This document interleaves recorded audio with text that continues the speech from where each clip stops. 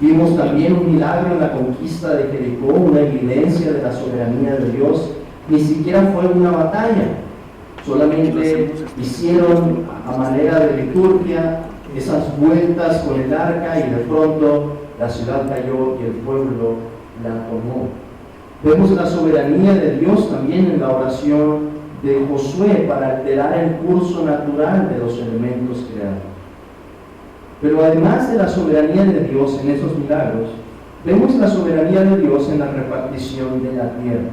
La tierra es presentada como un don, es un regalo, no es algo que Israel haya ganado por su propia fuerza. Y esto se recalca también porque la tierra es repartida por suerte, algo de lo que ya había hablado en el capítulo anterior. Pero en este capítulo en particular, hermanos, y es esta idea muy brevemente que quiero que veamos, se nos habla de la soberanía de Dios a través de la repartición para las tribus de Efraín y Manasés. ¿Cómo sabemos esto? Ven por favor el versículo 4, que nos dice: recibieron pues su heredad los hijos de José, Manasés y Efraín. Y ese es el orden, hermanos, en que nacieron los dos hijos. Primero nació Manasés, él era el primogénito, y luego nació Efraín. Pero inmediatamente en el versículo 5 se nos dice: y en cuanto al territorio de los hijos de Efraín, por sus familias. Y la descripción que tenemos en ese capítulo es la repartición para Efraín. Y en el capítulo 17 encontramos la repartición para Manasés. ¿Por qué hay ese orden invertido? El orden de nacimiento lo encontramos en el versículo 4. Manasés era el primogénito, Efraín fue después. Pero el capítulo, al presentarnos la repartición, invierte el orden y comienza con Efraín y después con Manasés. ¿A qué se debe esto, hermano? ¿Ustedes recuerdan lo que pasa en el libro de Génesis? Vamos al capítulo 49 brevemente. Esta idea viene desde Génesis 49. Perdón, Génesis 48.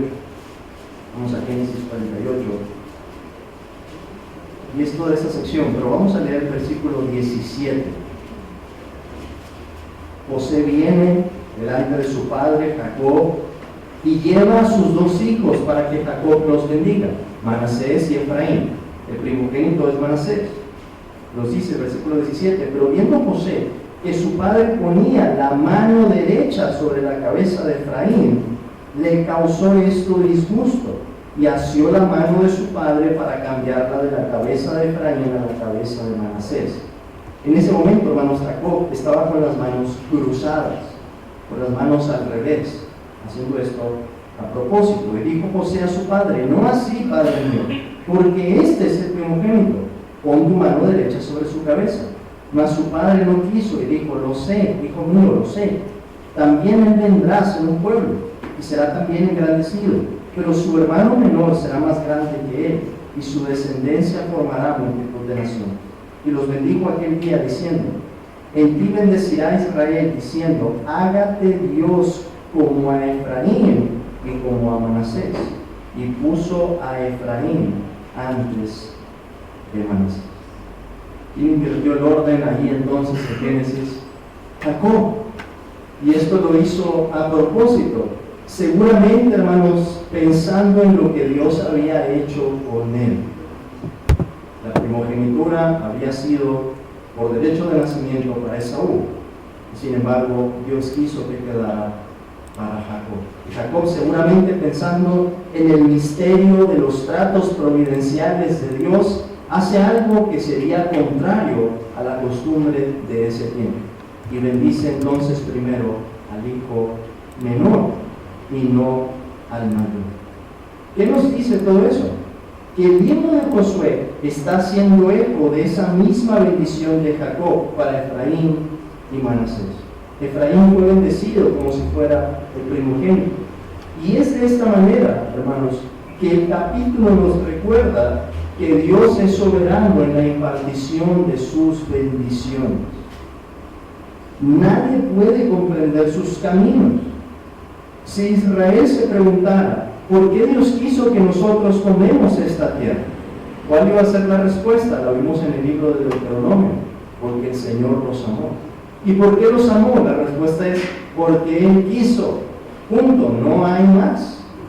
Como el Señor lo dice, la carta a los romanos, citando del Antiguo Testamento: tendré misericordia de que yo tenga misericordia y me compadeceré de que yo me compadezca. Así que nos dice el apóstol Pablo, no depende del que quiere ni del que corre, sino de Dios que tiene misericordia.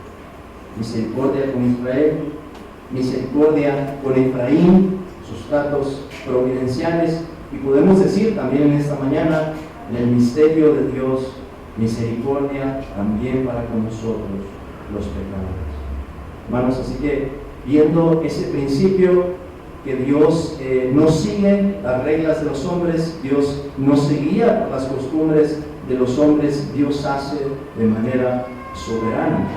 Alabemos en esta mañana a nuestro Dios, pensando en la misericordia que Él ha querido traer para nuestras vidas. Amén.